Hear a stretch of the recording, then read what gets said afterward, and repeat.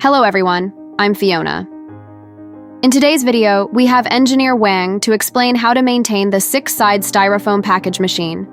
Let's go through the corresponding categories. Linear slide. Add 0 or 2 zeros lithium-based grease once a month. Filter for compressed air.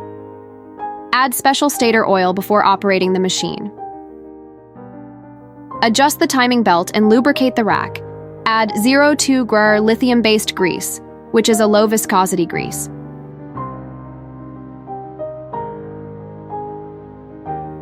Gearbox requires no maintenance. If oil leakage occurs, identify the leakage point, repair it, and then add LCK 320 turbine worm, oil uniformly. Clean all the screws and chains regularly to remove dust.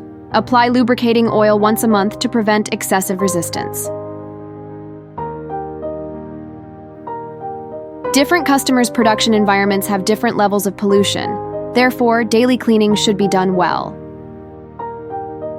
For more information about the EPS machine and EPS mold, please contact us by email or mobile phone. We will be happy to answer your questions.